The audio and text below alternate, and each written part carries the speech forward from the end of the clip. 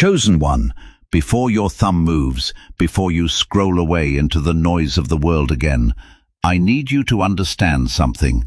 You did not stumble into this message by accident. There are billions of words spoken on this earth every single hour, and yet these particular words found you tonight. That is not chance. That is not an algorithm. That is my hand reaching through the static of your life to touch the one place you have kept locked and hidden from everyone. You have carried a question inside your chest for so long that you have almost stopped asking it out loud. You have buried it under work, under laughter, under busyness, under the polite answers you give when people ask why you are still alone. But I hear the question anyway, because I do not listen to your mouth, I listen to your heart. And your heart has been asking me the same thing for years. Is there anyone coming for me? Tonight I answer you. Not with a maybe, not with a someday. I answer you with a word that I want you to write on the wall of your soul and never erase again. Your spouse is very close. Closer than the last time you cried about it. Closer than the day you almost gave up. Closer than you have any evidence to believe, which is exactly why you need to hear my voice and not your circumstances. I am not asking you to look around the room and confirm what I am saying. I am asking you to believe me before you see it, because faith that waits for proof is not faith at all, it is arithmetic, and I have never in the history of the world moved on behalf of a calculator. I move on behalf of a heart that trusts me in the dark. Anointed one, I know what these years have cost you. I know the nights you did not tell anyone about. I know the way you turned your face into the pillow so that no one in the next room would hear you. I know the Sunday afternoons that stretched out empty and silent, when the whole world seemed to be paired off and moving forward, and you were the only one standing still. I know the weddings, oh my child, I know the weddings.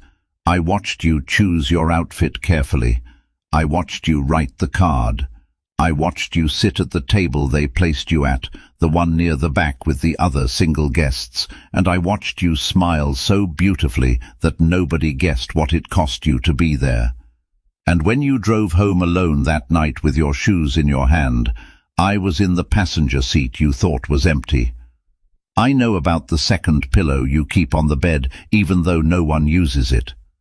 I know about the meals you cook for two out of habit and eat alone out of loneliness. I know how you have learned to fill the silence with sound, with television, with music, with anything at all, so that the quiet does not have a chance to ask you the question again. I know the birthdays that arrived with another year attached and no ring on your finger. I know the family gatherings where someone who loved you asked, with the best intentions in the world, whether you had met anyone yet, and something inside you flinched even as you laughed it off. You have become an expert at being fine, but I did not create you to be fine. I created you to be filled. Chosen one, hear me say this plainly, because I know it is what you have secretly feared. Your singleness was never a punishment. It was never a verdict on your worth. It was never me looking at you and deciding you were not lovable enough, not attractive enough, not successful enough, not healed enough. That lie did not come from me, and I want it out of your mouth and out of your mind starting tonight. The enemy of your soul has whispered that you are the exception, the one I forgot, the one whose file got lost, the one who slipped through the cracks of heaven. And you have half believed it, because the years pile up and silence starts to sound like an answer.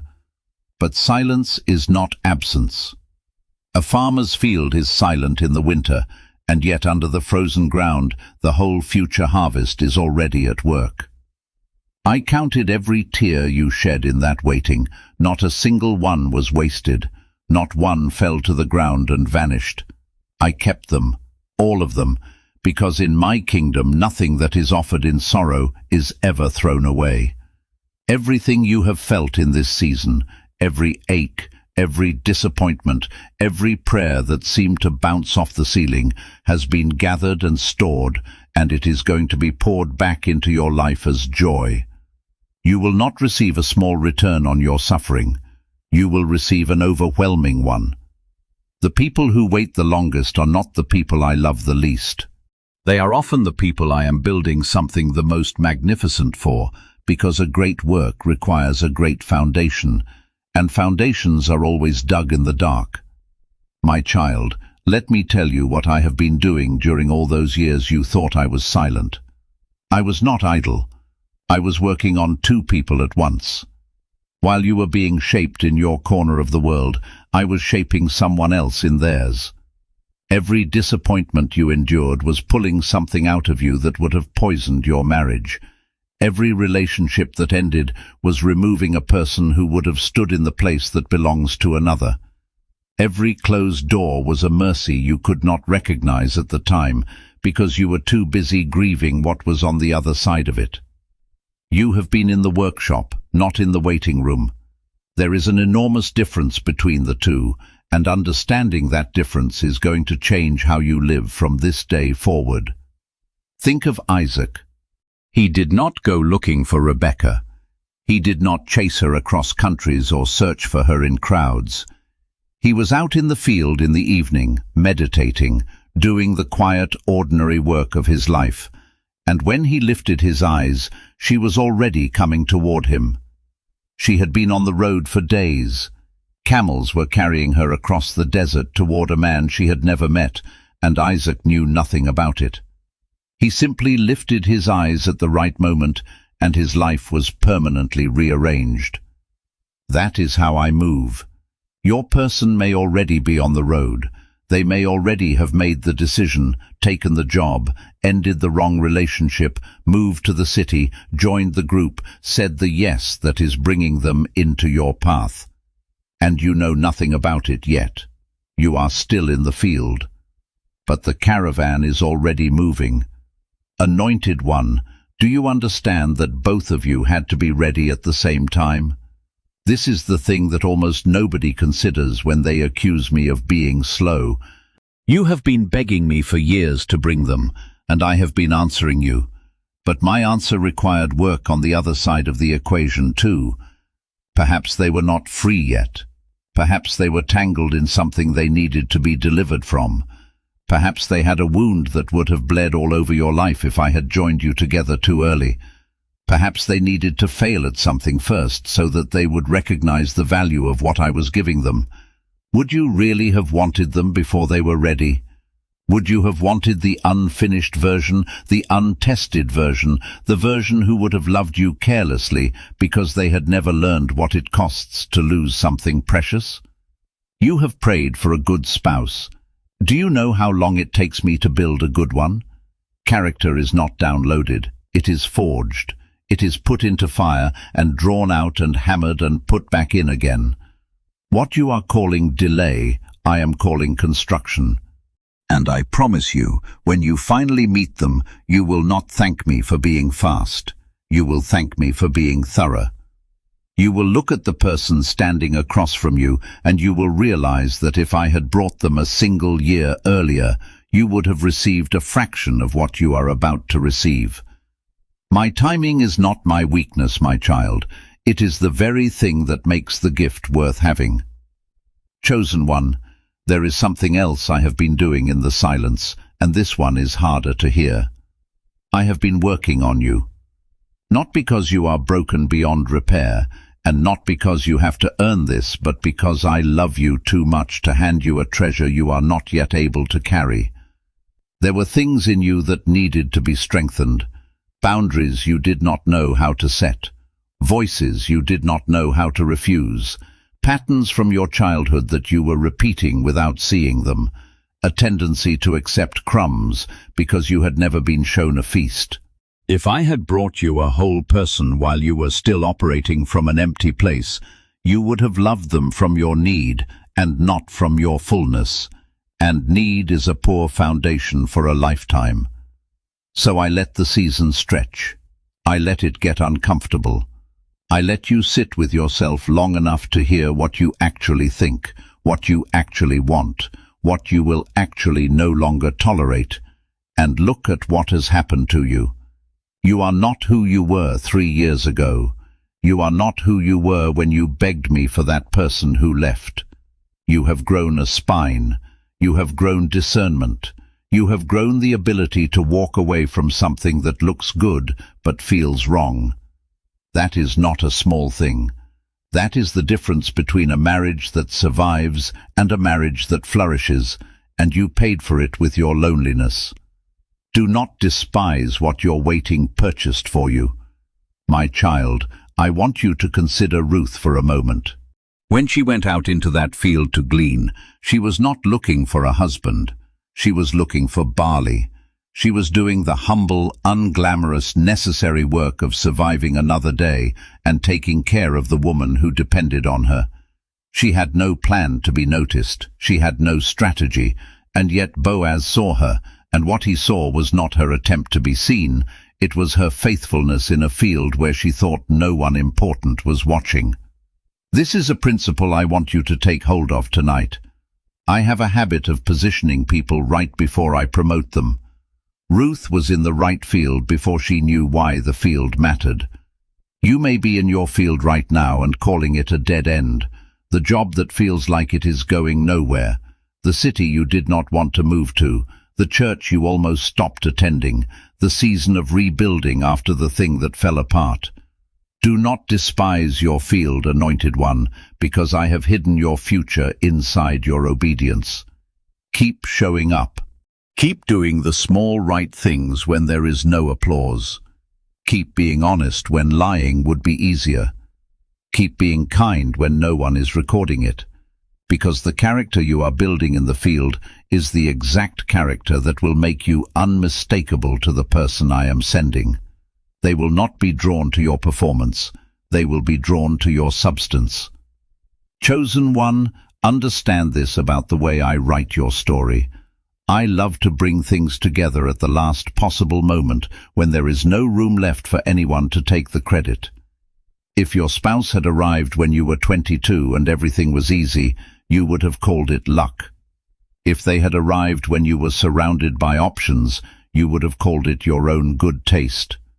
But when they arrive after the drought, after the disappointment, after you have exhausted every strategy and finally surrendered the whole thing to me, there will be only one possible explanation. You will know it was me, and so will everyone watching you. Your marriage is going to be a testimony before it is a celebration. And I will tell you the truth about testimonies. They always require a period where nothing makes sense. Joseph in the pit. Hannah at the temple with her lips moving and no sound coming out. Abraham looking at a body that had passed the age of promise. The vision, as my prophet wrote, waits for an appointed time, and though it seems to delay, it will not fail to arrive. That word appointed is the one I want you to hold. Your meeting has an appointment. It is not floating loose in the universe hoping to happen. It is set. It is calendared in a place higher than any calendar you own, and neither your age nor your history nor your fear can erase what I have already written down. My child, the fact that you cannot see them yet does not mean they do not exist. You could not see the morning at 3 o'clock, but the morning was already on its way. The sun did not begin to exist at sunrise. It had been burning the entire night on the other side of the world, moving steadily toward the hour when you would finally feel its warmth on your face. That is where your spouse is right now, on the other side of a horizon you cannot see over. Alive, real, breathing, getting ready. Perhaps praying tonight the exact same prayer you are praying, in a room you have never entered, with a heart I have been preparing specifically for yours. And the earth is still turning, and the hour is still coming, and it is coming faster than you think. Now let me show you how to recognize the season you are standing in, because I rarely bring a great blessing without first sending signs ahead of it. I sent a star before a king. I sent a rainbow after a flood. I sent a cloud the size of a man's hand before the rain that broke a 3-year drought. I do not usually arrive unannounced, and I have already been sending you signals.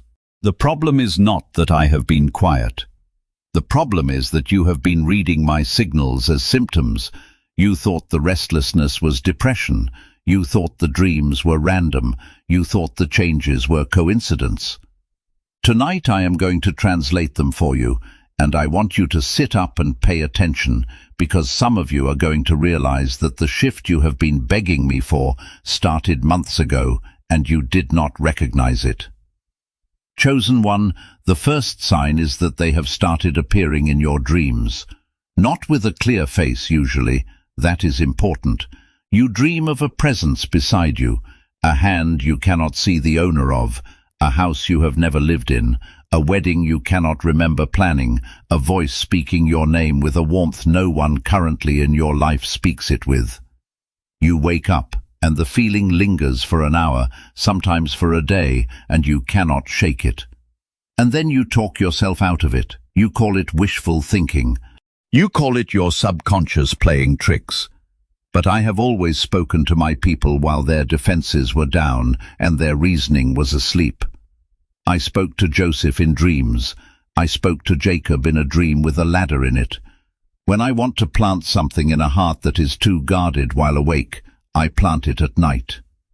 The second sign is a peace that does not match your circumstances.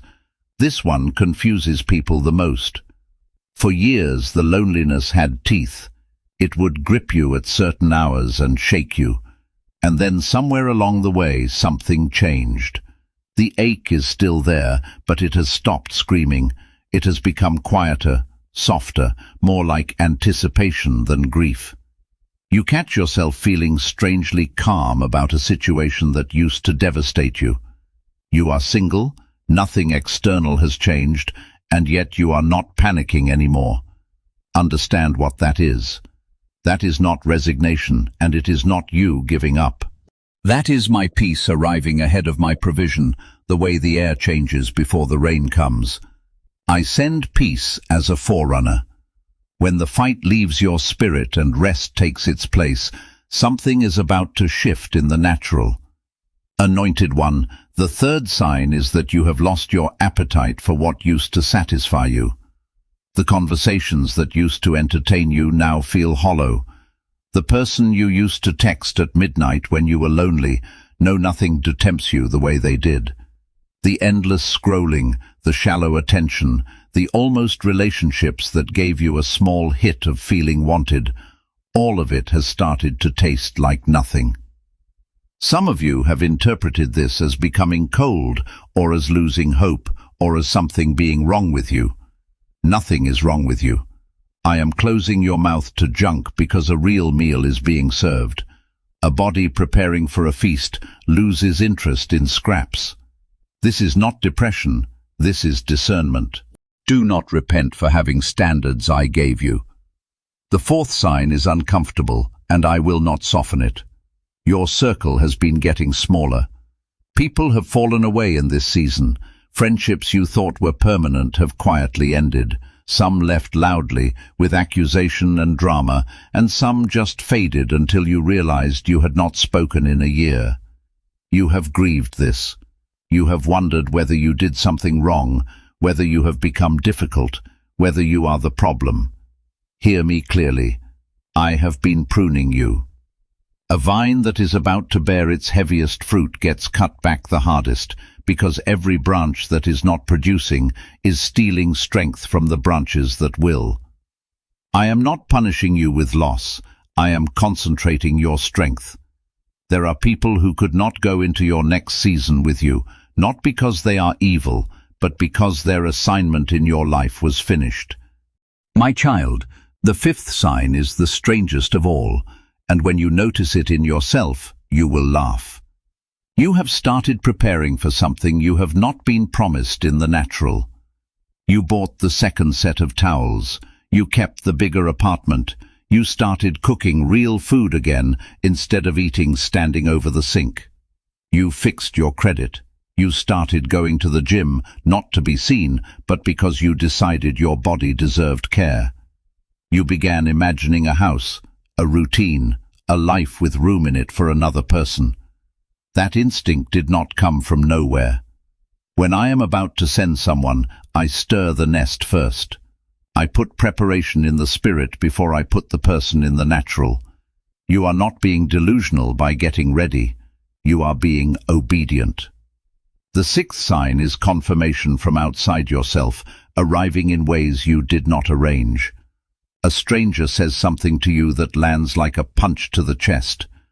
A song comes on at the precise moment you needed those words. You open a book to a page you were not looking for. Someone who knows nothing about your private prayers tells you they had a feeling about you and marriage, and you have to sit down. The same number keeps finding you. The same name keeps surfacing. You have started to feel like the universe is winking at you. It is not the universe, chosen one. It is me. I am not subtle when I am about to move. I speak the same thing from many mouths so that you cannot dismiss it as your imagination, and I keep repeating myself because I know how stubborn your unbelief has become after all these years of disappointment. And the seventh sign is the one you have felt most recently, an urgency without an explanation, a sense that something is about to happen, a feeling that you should not make a long-term commitment to your current arrangement, a quiet reluctance to sign another year on the lease, to accept the transfer, to settle into permanence somewhere you have always known was temporary. You cannot justify this feeling with facts, and it has begun to frustrate you. Stop trying to justify it. That is your spirit reading the calendar of heaven. Your spirit knows things your mind has not been told yet. It knows the appointment is close, and it is refusing to let you build a permanent house in a temporary place. My child, there is one more sign, and it is written on your face.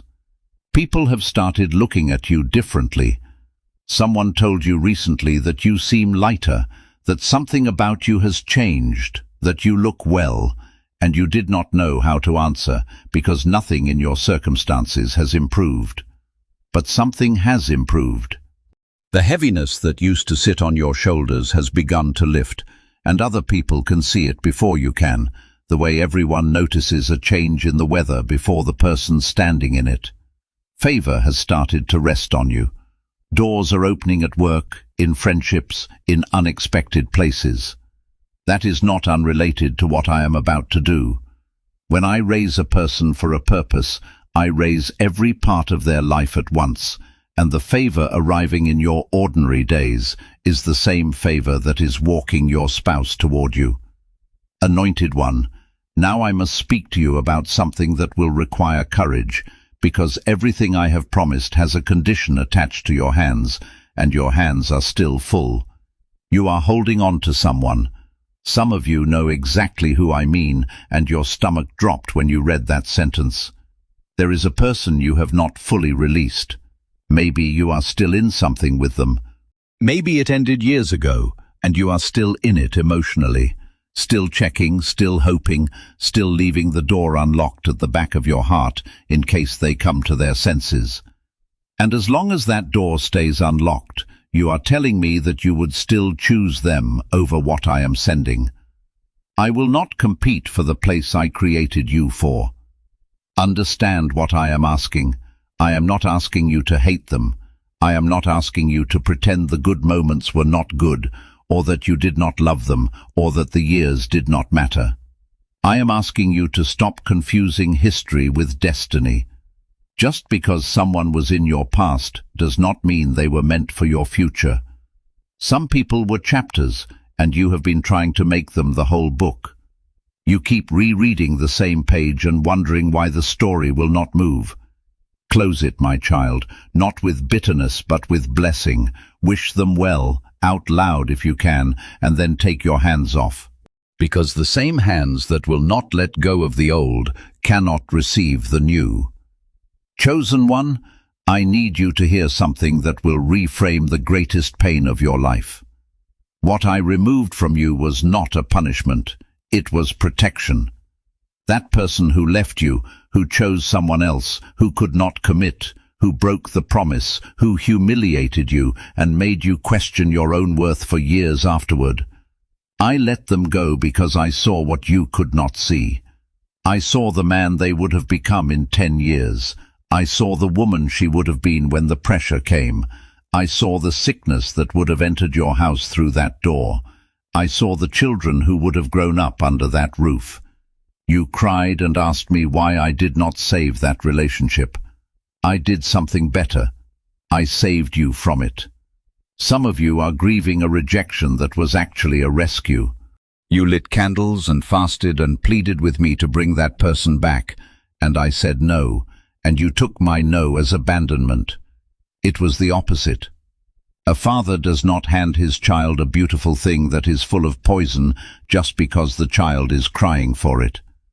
Every time I closed a door on you, I did it while looking at the whole timeline of your life, and you were looking at a single moment.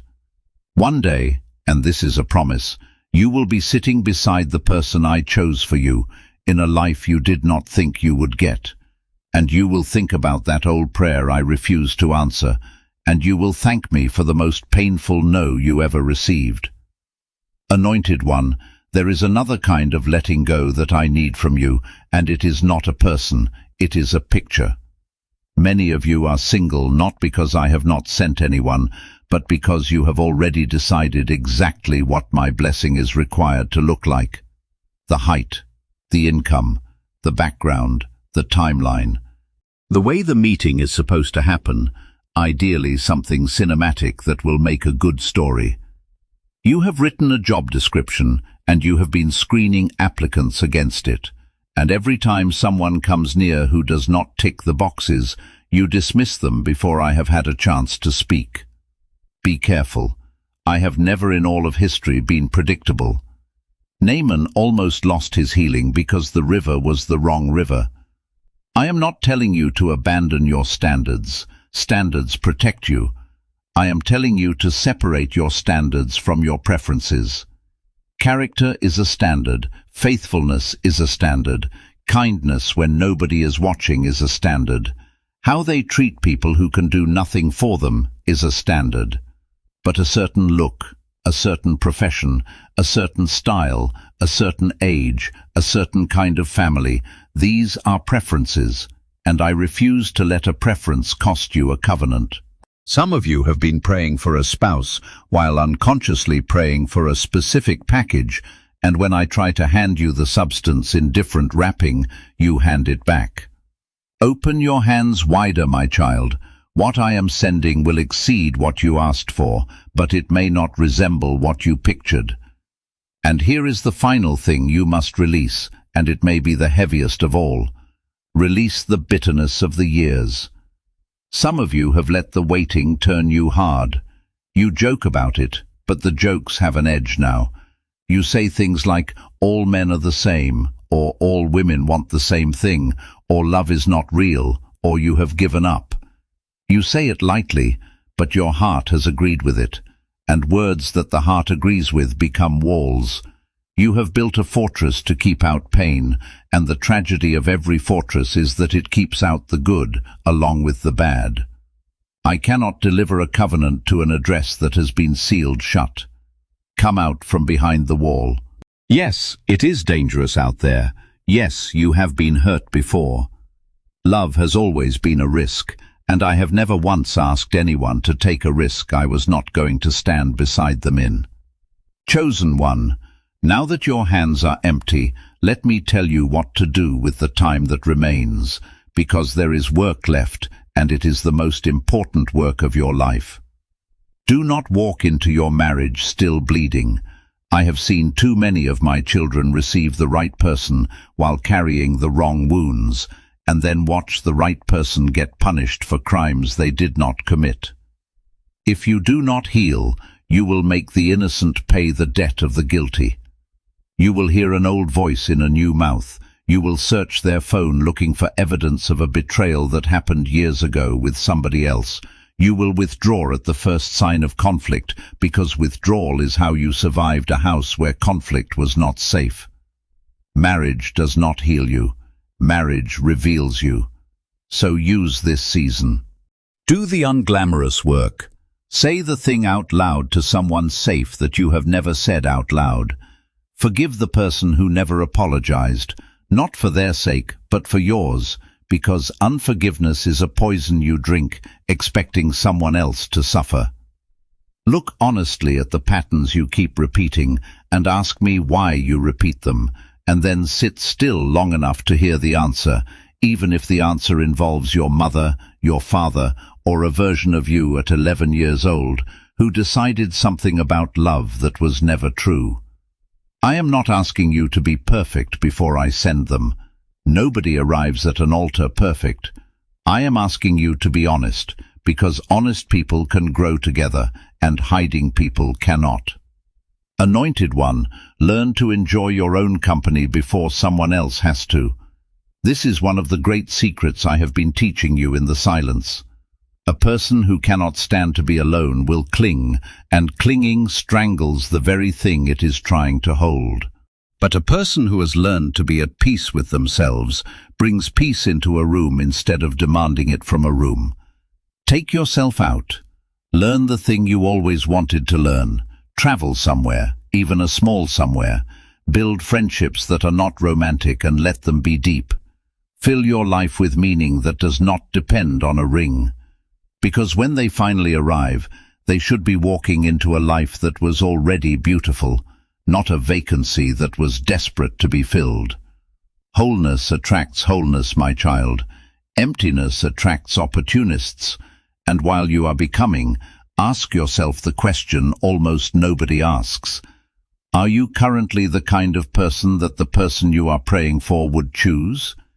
You have written a long list of what you want. Have you written the shorter, harder list of what you are bringing? Are you kind under pressure? Are you honest when the truth costs you? Can you handle money without shame? Can you apologize without a speech about how they made you do it? Can you listen without preparing your defense? I am not saying this to condemn you. I am saying it because I want you to arrive at that meeting not just praying for a good spouse, but ready to be one. The best marriages are not two lucky people who found each other. They are two prepared people who recognized each other. Chosen one, and now I must warn you about something, because I love you enough to tell you the truth about what is coming. There is often a storm right before the harbor. There is often a fight right before the breakthrough. The hour before dawn is the coldest and the darkest hour of the entire night, and if you did not know how the sky worked, you would swear at 3 in the morning that the sun had died. Do not be surprised if the next few weeks or months bring an intensity of loneliness you have not felt in years. Do not be shocked if the doubt gets loud, if the old memories come back with force, if you suddenly feel like everything I have said to you tonight is a fantasy.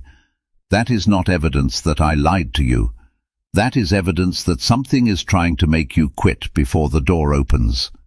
The enemy of your life does not waste energy on people who are going nowhere. He fights hardest at the border. When Israel stood at the edge of the promised land, that was when the giants appeared, not before. When the ship carrying Paul was closest to the shore, that was when the storm was worst. Opposition is not a sign of my absence. Very often it is confirmation of my timing. So when the pressure comes, do not interpret it as a message from me telling you to give up. Interpret it as a compliment from the darkness, an admission that something valuable is close enough now to be worth attacking. Stand still. Keep your faith loud. The storm is not stronger than the promise, and no wind has ever succeeded in blowing out a fire that I lit. Anointed one, part of that final test will be a familiar face. Understand this before it happens, so it does not catch you unprepared. Right before I bring the covenant, the counterfeit often knocks. The person who hurt you will text you out of nowhere. The one who disappeared will resurface with a soft message and a news story about how much they have changed and how much they think about you. And it will feel like an answer to prayer because it arrives at the exact moment your loneliness is at its peak. Be very careful, my child. The enemy does not usually tempt you with something ugly. He tempts you with something that used to be beautiful. He knows your history. He knows which door in you was never fully closed, and he times his knock for the night you are weakest. I am not telling you that no one can ever change. I am telling you to test the fruit and not the words. Real change has evidence, and evidence takes time, and anyone who is genuinely transformed will be patient enough to prove it rather than demanding immediate access to what they previously destroyed. Do not trade a promise for a memory. Do not exchange the covenant I have written for a familiar feeling on a lonely Tuesday. Ask me before you answer. Bring it to me before you bring it to your feelings, and if the answer in your spirit is a heaviness rather than a peace, then you already have your answer, no matter how much your flesh is arguing with it. Chosen one, there is one more temptation I want to name, and it is quieter than the others. The temptation to settle out of exhaustion. Some of you are so tired that you are ready to take anything with a pulse. You are calculating your age. You are looking at your friends, you are hearing the clock, and you are starting to think that maybe a mediocre marriage is better than no marriage, that maybe you should stop being so difficult, that maybe you should just accept someone who almost fits because at least the waiting would end. Do not do it. Please, do not do it. It is better to be alone and whole than partnered and diminished. A wrong marriage does not end loneliness. It gives loneliness a witness. It puts a person in the room who watches you disappear. You did not survive all of this to settle now. You did not cry all those nights, do all that work, hold the line through all those years, just to hand yourself over to someone who does not know what they are holding. You are not difficult. You are not too much. You are not running out of time because I am the author of time, and I have never once been late to my own appointment. Sarah laughed at her calendar, and I made her a mother anyway. Do not let a number on a birthday cake overrule the word of the one who made the calendar. My delays are not denials, and your age is not a disqualification. It is simply the setting in which the miracle will be most undeniable. My child, let me tell you what it will be like. It will most likely not be dramatic. You have imagined lightning and orchestras, but I usually move quietly. It will probably be an ordinary day. You will be tired, your hair will not be right, you will almost cancel, you will be in a place you did not plan to be because someone changed the schedule at the last minute, or a friend insisted, or a flight got moved, or you took a different route home. And there will be a conversation that does not feel like fireworks at first. It will feel like recognition. It will feel like a door unlocking with a key you did not know you were carrying. And later, much later, you will look back at that unremarkable day and understand it was the hinge your whole life turned on. And it will not be perfect, because I do not deal in fantasies. I deal in covenants. There will be things about them you have to learn to love. There will be seasons where you have to choose them on purpose because the feeling is tired.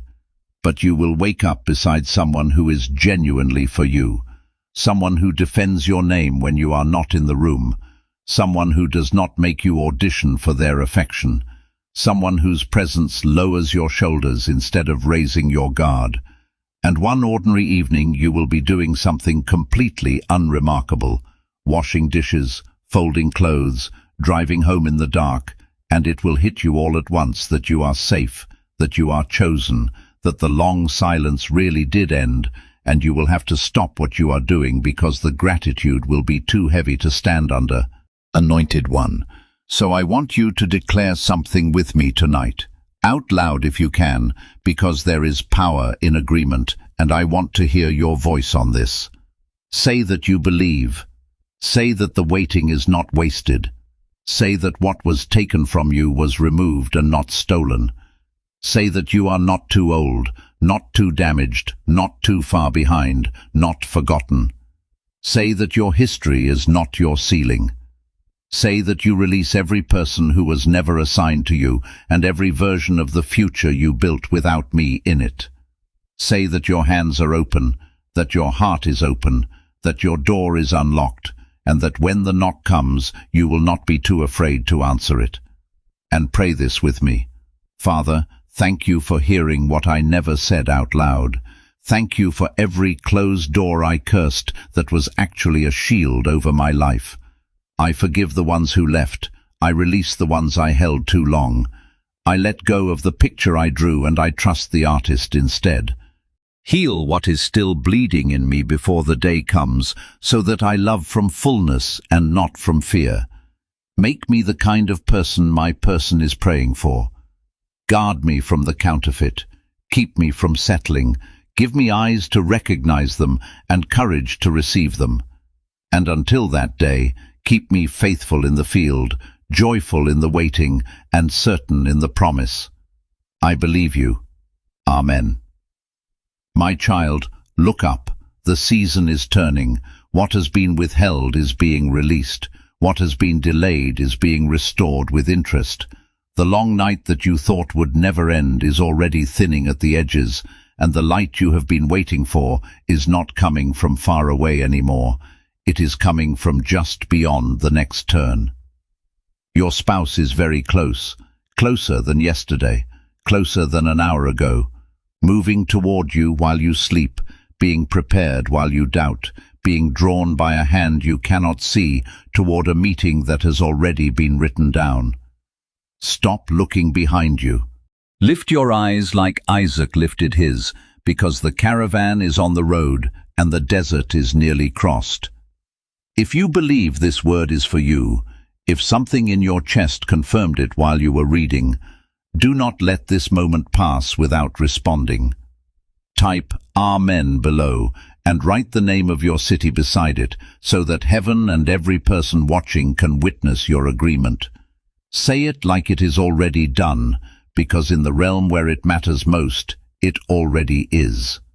And when it happens, and it will happen, come back to this place and tell the story, because there is someone else out there tonight who is exactly where you are right now, and your testimony is going to be the thing that keeps their faith alive one more day. I have spoken it, chosen one. Now go and live like someone whose answer is already on the way.